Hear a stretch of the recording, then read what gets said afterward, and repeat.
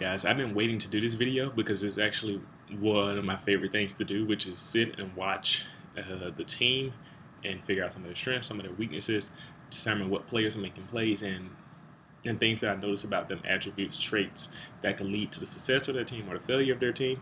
And so I'm going to do this for Washington. Today I'm going to talk about specifically um, what I've noticed about Jake Browning, a little bit about the offensive line and the type of defense that they play. Uh, Specifically referring to their games against against Colorado and USC. So I'll do Colorado first, and then I'll move into USC. I may try to do another one of these, but I don't know if I'll have the time because there's a lot of things to notice, but probably won't be able to get it all in this video. And this video is going to be long.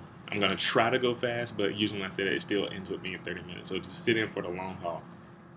But specifically, look out for how many times I say that Jake Browning had all day to throw. And look out for how many times I say he either underthrew the ball or overthrew the ball.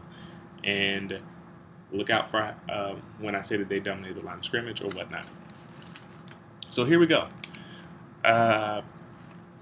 Washington versus Colorado. I know it's about their formation already. The first formation I saw them use was a simple 2 wide receiver set, 1 tight end in the line of scrimmage, 1 H-back, and 1 running back. So it wasn't really big spread offense, spread all guys all out. It was a simple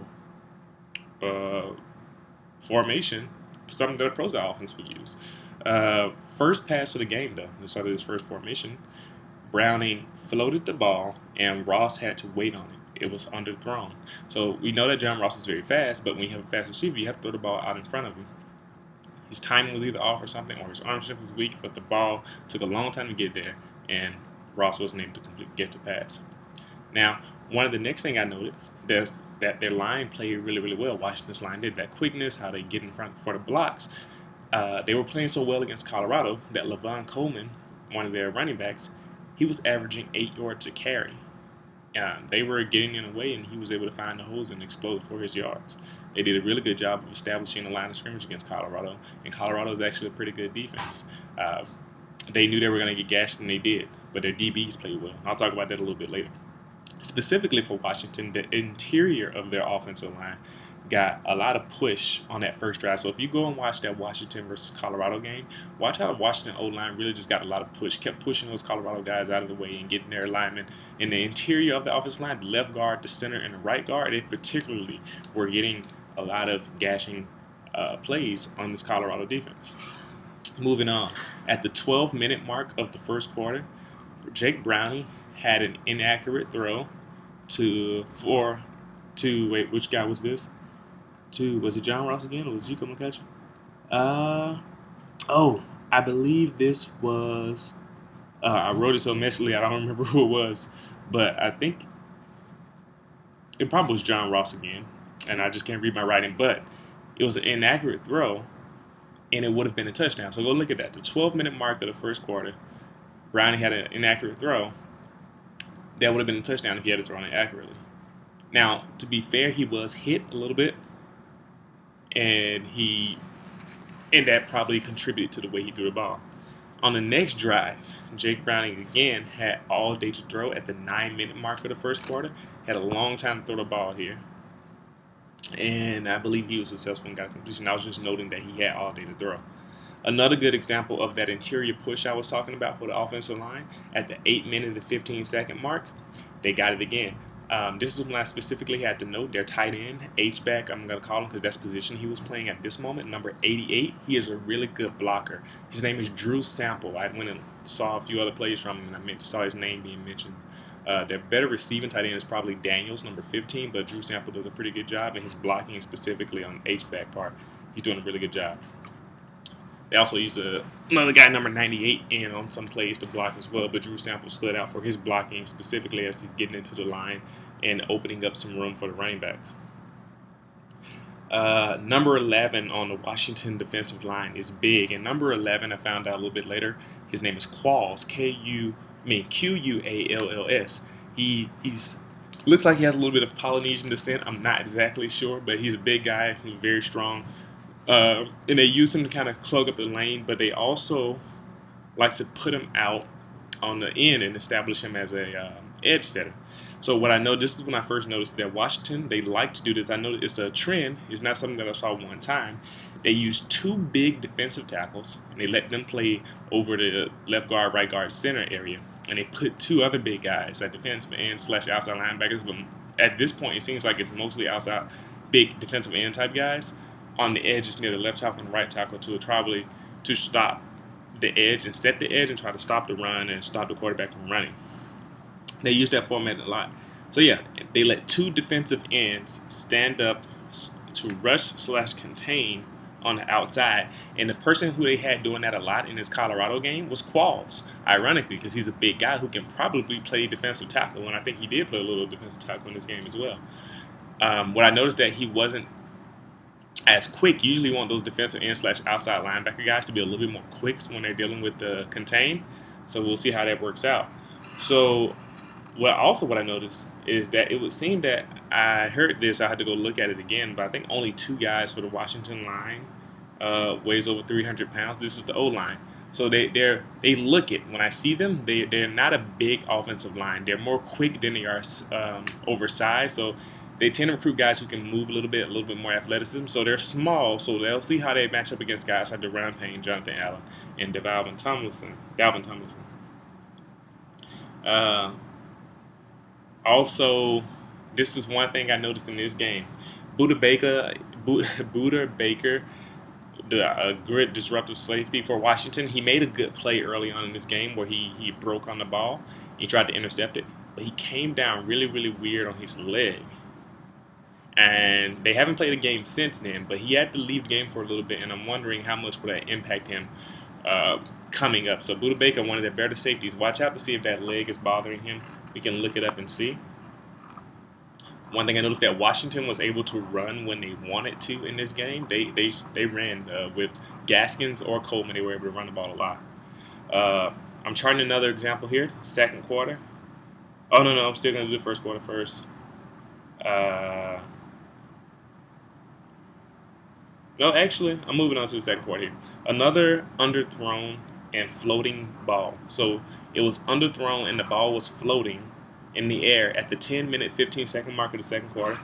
Browning, he wasn't great there. He had no pressure, nothing like that. He just underthrew it. Another example of Browning having good protection is the 2-minute, 10-second mark of the second quarter. All day to throw once again. One thing I noticed is that they continually use these type of routes. When they were having success passing the ball, Washington was using a lot of intermediate routes, stick routes, trying to get to the first down marker, slant routes, curl routes, things like that, out routes to the sideline. And they generally had more success there. So their offense likes to use those passes, and I'll watch more games to see, but I believe that is an accurate statement. I also noted that John Ross dropped a couple of passes in the first half of this game. And it wasn't like he got hit or anything like that. It's like he just lost concentration for a second. So we'll see if that comes into play also. Taylor Rapp, the safety, he's a true freshman. Came in because of injury earlier, but late in the season. But Taylor Rapp has been playing great. He has decent speed, too. He's not like an overly tall guy, not an overly big guy. But he's not the smallest guy either. But he has decent speed, and he plays great man-to-man coverage. He's a true freshman. When he enters, he intercepted 2 balls in this game. And when he took one of them back to the house, he was outrunning guys. Like he was leaving them behind, and he was running with his receiver very well. So that's something to look out for. And I'm just looking at my notes here. If you see me turn my head to the side, Washington. Well, of course, you probably noticed now, but they have the most takeaways in the FBS, and it was showing with how they were creating turnovers here in this game. Browning had another inaccurate throw at the 11-minute, 31-second mark of the third quarter. It was too far outside. So I believe this is a play where they were running toward the end zone, and Browning had to throw the ball up for him, and he put the ball too far outside and led the receiver out of bounds instead of putting it a little bit more inside, but not too far inside, so that the DBs can make a play on it. But he put it too far outside, and the receiver ran out of bounds and wasn't able to catch the ball. To be fair, I think this was to John Ross, and I think John Ross could have made a better play on the ball, but he definitely threw it too far to the outside. And those are the type of throws you need to beat Alabama with. When teams have beaten Alabama, they have thrown the ball perfectly on just about every throw. And you have to do that because Alabama's usually going to play man-to-man tough coverage to make you adjust to what they're doing. This is another thing I noticed. So this happens a lot too for Washington, and you'll see it more in the USC game. Washington didn't generate a lot of pressure with their defensive line. So their defensive line didn't get a lot of pressure. Like I said, they used the two heavy defensive tackles, and they try to use their defensive end / outside linebacker. But at this point, mostly because of injuries to Joe Mathis and Nazim Victor, mostly big defensive end type guys, they don't generate a lot of pressure with their D line. And in this game against Colorado, they had to blitz actually to get some pressure. And we'll see how that plays out, because I heard that Pete Kwiatkowski doesn't really like to blitz, but he has to at this point, and he likes to use his formations, the same formations he was using, rather than make them adjust to a different one. Another note here, Taylor Rapp doing a good job man-to-man. Like I said, he stuck to his receivers and tight ends. He was on them like a cornerback. So Taylor Rapp is a really interesting guy to look out for, a true freshman. Another example of Browning, he having all day again to throw at the 6-minute 5-second mark of the third quarter. It was on a play-action pass. The guy had all day, and the Colorado was nowhere in his face. His offensive line did a good job. Here I'm noting, one of the Washington's linebackers. I'm not sure which he is, but he's number 50. Number 50 of Washington around the 5-minute mark of the third quarter completely blew up the goal line run that Colorado had. Colorado was trying to score, and he just burst right through and made a play and stopped it. So it was a good play by him. Then number 99, the guy who I've grown familiar with because he made more plays, and I saw him again in the USC game. Number 99, Greg Gaines. On the next play, he bursted the line of scrimmage and played really well, and to stop this goal line attempt by Colorado. And the guy next to him did a really good job too. Wait. No, I messed that up. Number 99, Greg Gaines, was the guy next to number 50, who made a great play on the goal line. They also did make a good stop on the next play too. But Greg Gaines, he actually caused number 50 to be successful as he was. Greg Gaines actually got in the way of the center and the right guard, and it really held them up and got into the backfield as well, which is why the running back wasn't able to do anything on that play. And that's why I took note of Greg Gaines, because I noticed he also makes plays. Otherwise, he usually plays that defensive tackle spot for Washington. Here we go. One of the more accurate throws that Browning made was a slant route at the 2-minute 15-second mark of the third quarter. He hit the receiver right in stride, and I think it was to John Ross. And John Ross caught the ball in stride and continued to run for a few yards. So that's the type of plays that you have to make, and that tells you that he had good timing and he threw the ball where it needed to be. Fade route thrown by Browning at the 14-minute 18-second mark of the fourth quarter. To be honest, and I wrote it in my paper, it was pathetic. The throw was pathetic because John Ross won his one-on-one battle with the defensive back easily, and Browning just completely missed him, completely missed the throw, and it should have been inside. I think that's the play that was going to the end zone. It was going out of bounds. So, yeah, John Ross really has to work on that. I mean, Jay Browning has to work on that if he wants to be Alabama. And at the end of the game, I didn't put a lot of individual plays for Washington versus Colorado here. I just wanted to kind of get an idea for them. Washington dominated the line of scrimmage the whole game, and they made it look easy. I don't know whether it was because of Colorado not having a great defensive front, or whether it was just Washington was really good on the offensive line, which I think they are. So they made it look really easy how they dominate now. And some side notes of this game, I got some here. I know that the Washington players, while they're not extremely small, they a lot smaller than guys I'm used to seeing, like some of the guys from the SEC. Their receivers tend to be a bit more small. So like I said, 5'11", John Ross, 5'7", Chico McClatchy, Dante Pettis is not that tall as well. In their offensive line, they look a little bit more slimmer, more athletic. So it's a different type of guy that they recruit. And so it'll be interesting to see how they match up against Alabama.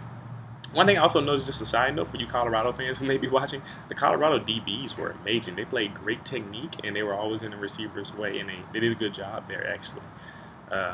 Side note, number 4, Owuzie for Colorado, he was covering people up. He did a good job of being the VB all night. He covered Ross and Chico, all those guys, and he did a pretty good job there. And just one last note about Taylor Rapp. He tracks the ball really well. So, yeah, that's it for the Colorado game. Now I'm going to move into the USC game. I had a lot more dense notes here. I'm going to get into it now. So, at the 14-minute, 25-second mark of the first quarter, another example of Jake Browning having all day to throw. Again, USC didn't generate a lot of pressure in this game, and USC fans were mad because I said they did it. But it's the truth. When I watched the game again, they did not generate pressure until about from the 10-minute mark, 12-minute mark, somewhere around the fourth quarter, they got a little bit of pressure because Washington had to throw and USC was sending Port Augustine on the edge. But other than that, they didn't really get a lot of pressure on Jake Browning, and the offensive line did a good job of pass protecting. He had all day to throw at the 14-minute, 25-second mark of the first quarter. Around the 13-minute, 10-second of the first quarter, Browning could have led Hopkins, I think the receiver who he was throwing to, more toward the sideline and got a completion, but he threw it toward the middle, and by throwing it toward the middle, it led to the DBs being able to make a play on the ball, and they broke it up, and the receiver fell down on his back trying to catch the ball, and it's because Browning has to make a more accurate throw than that. Now, to be fair, they're saying that Jake Browning's arm is a bit tired from throwing so many passes this year, but the issue is it happened more than one game, some months apart, so it'll be interesting to see if that continues because he has to make more accurate throws if they're going to beat Alabama. Another example of UW not going, not going for pressure. Like I said, they didn't get a lot of pressure on compete with that D line. They didn't get any again at the 10-minute, 10-second mark of the first quarter. This is also another theme of this game, the Colorado game. The defensive line didn't get any pressure. Sam Darnold had all day to throw. That was one of the reasons why USC was successful in this game. UW is actually dependent on their run game. This is one of the times I wrote it down. They said they're averaging over 200 yards rushing a game. They actually used a run to set up the offense. They run more than they pass usually, I think. Another example of Jake Browning having all day to throw is at the 7-minute, 50-second mark of the first quarter. And then I put all day because I think he had a lot of time on that play. So go look at that, the 7-minute, 50-second mark of the first quarter of the USC game. The Washington O-line also stood up. Were they stood up or did they do the standing up? Oh, I think they got stood up around the 6-minute, 45-second mark of the first quarter. So that was an example of the USC defensive line winning, I think. Slant route at the 6-minute mark. I told you that Jake Brown is best on his slant route. Slant route at the 6-minute mark of the first quarter was accurate. He hit the receiver right where he needed to be. 4-minute, 50-second mark. Southern California. They stood up the UW offensive line again. So yes, that previous reference at the 6-minute, 45-second mark, that was an example of USC standing up the Washington offensive line, and they did it again. At the 2-minute, 9-second mark of the first quarter, Browning had a better chance of hitting his tight end Drew Sample, but he chose not to. So he saw the play, but then he decided to go somewhere else. So it's interesting to see the type of decision that he made there. Once again, no pass rush from the defensive line of UW at the 3-minute, 15-second mark. I told you I'm charting the examples of this so you can see it. No pass rush from Washington at the 3-minute, 15-second mark. Once again, no pass rush again at the 48-second mark of the first quarter. Another example of Browning having all day to throw, 13 minutes and 30 seconds of the second quarter. And then he had all day, but then he threw a floaty, underthrown pass that Adoree Jackson intercepted. I think that was Adoree Jackson's first interception of the game. So it was floaty and underthrown. That's the second time I used those exact words. Earlier against the Colorado game, I said it was underthrown and it was floating in the air. He did that a few times. Darnold, here we are, had all day to throw at the 12-minute, 40-second mark of the second quarter because there was no rush from the UW defensive line. Sam Darnold had about 7 seconds. I repeat, Sam Darnold had 7 seconds. 7 seconds standing in the pocket to throw a ball. You give any quarterback the amount of that time, and they're solid in their mind, they will make a great pass. To throw, 7 seconds. To throw at the 9-minute, 1-second mark of the second quarter. 7 seconds at the 9-minute, 1-second mark of the second quarter. Go look at that play. 9-minute, 1-second mark of the second quarter. Sam Darnold had all day to throw. UW again had no rush on that play, so they had no rush at 12:40. They had no rush at 9:01. That two heavy defensive tackles and standing rush ends line of UW, they were using it again against USC, so I noticed it wasn't just a Colorado thing. They were using that early in the season too. It's somewhat similar to Clancy Pendergast's scheme of USC, because when I saw USC, some of their defensive formations, they look similar as well because they have some big guys as well standing up. So they use that to try to generate pressure, but probably when they had Joe Mathis, which is evidenced by the stats. They were getting more sacks, more pressure from their guys. But with this formation, with the guys they have now, they're not as athletic. 4-minute mark of the second quarter. Jake Browning had excellent protection. And that was an example of the offensive line actually doing their job well and actually winning some of the battles against USC. But no rush again from the UW defensive line at the 1-minute 59-second mark of the second quarter. So you're seeing this theme come up again. You're seeing these themes. Offensive line holding up well until sometimes with USC's defensive line. And then Jake Browning having all day to throw. He'll hit slant routes and shorter routes, but then he'll underthrow and float balls for deeper routes. And then the USC defense, the Washington defensive line not getting any pressure. Those are things that you see constantly for this team. Also, here's another. It's funny I said that now. USC, they line handled the UW line again. So they stood them up again at the 1-minute 12-second mark. They did a great job controlling the line of scrimmage. On the very next play, they dominated them again. They did it again. They dominated the line of scrimmage. So back-to-back plays. And also, this is why I noticed the UW, at least during this game here, the tight end up the seam, the USC tight end, Imari Bebe, number 88, he just continually up the seam, and Sam Darnold find him, and that hurt UW all night long. With 11 seconds left in the second quarter, Browning had all day to throw, yet he threw a wildly inaccurate pass downfield. Wildly inaccurate, just completely missed his guy, and those are the type of plays that you can't have if you're going to beat teams. And that 11 seconds left in the second quarter. So the UW pass rush was non-existent at the 12-minute 37 mark of the third quarter. So this is another example of the pass rush not working. And I said non-existent because Sam Darnold looked completely unaffected on this play. UW, they had to resort to calling blitzes to get pressure. Eventually, when they realized that they couldn't get pressure on USC with just their defensive line, they started calling blitzes. So they finally got a sack at the 10-minute 35-second mark of the third quarter. At the 8-minute 40-second mark of the third quarter, John Ross had Adoree Jackson beat. He beat him, which actually wasn't the first time that happened. He actually got the best of Adoree Jackson a few times. But Browning underthrew it again, so he threw the ball down the field, and John Ross wasn't able to get the play. He didn't get it. And on the next play, John Ross ran a great route. And he put a move on Adoree Jackson. So this is the play that everybody remembers, but they forgot about the play before when Browning wildly underthrew John Ross. But on the next play, Ross ran a great route, and Adoree Jackson slipped. He slipped from his feet, but he also slipped because John Ross put a move on him, and he tried to adjust his feet, but he slipped. And Browning threw a decent pass, and I said finally, because up until this point, he hadn't been throwing good passes down the field.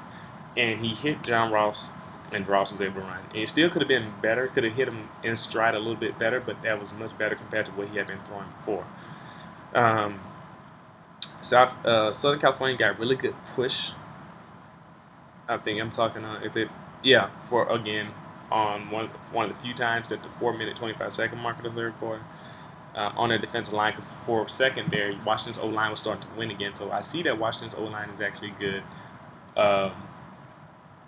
Against USC, though, they were losing some battles, and so that'll be interesting to see because Alabama's defensive front is better than USC's, so they had a little time to prepare, so we'll see how they adjust to that.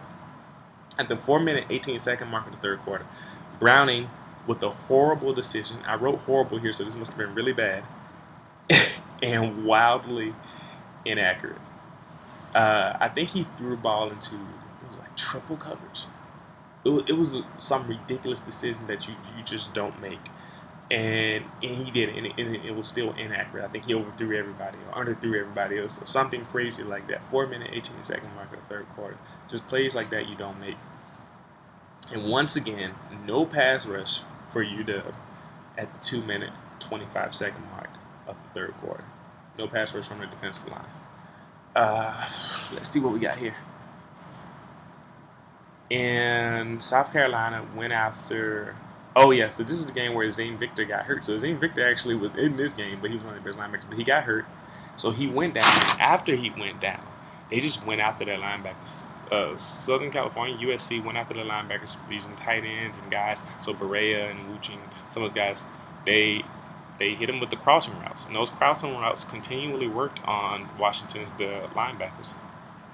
13-minute, 25-second mark of the fourth quarter, one of the few times SC forced Browning to move.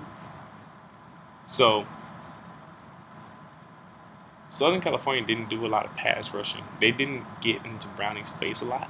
Now, every once in a while, they'll win a battle on the line of scrimmage where they'll stop the run, but the pass rush in terms of stopping and getting to Browning the pass rush in terms of getting to Browning, they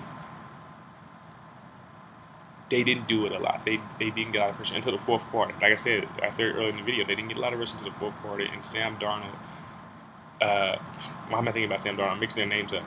But the USC defensive line, Portegus and all those guys were finally able to get to him, and Browning actually had to move in and get out of the pocket and start moving around.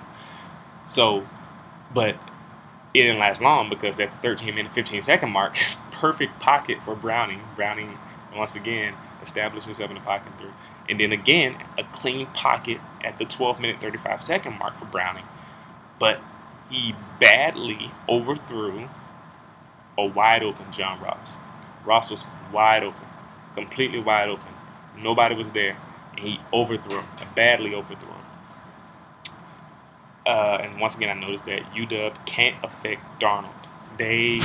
No pass rush on the defensive line. Sam Darnold once again had all day to throw. At the 12-minute, 20-second mark, nothing there for them to do.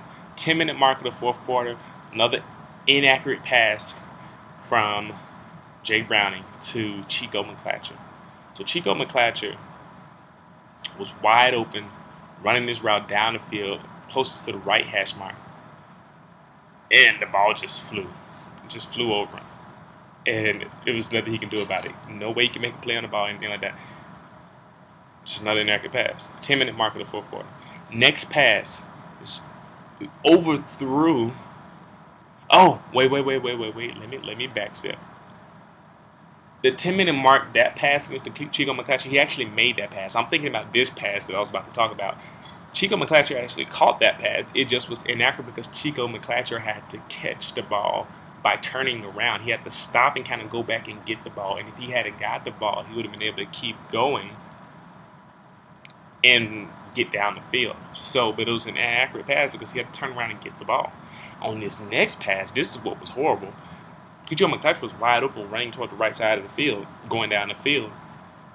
And Jay Browning just completely missed him. The ball just flew toward the sideline.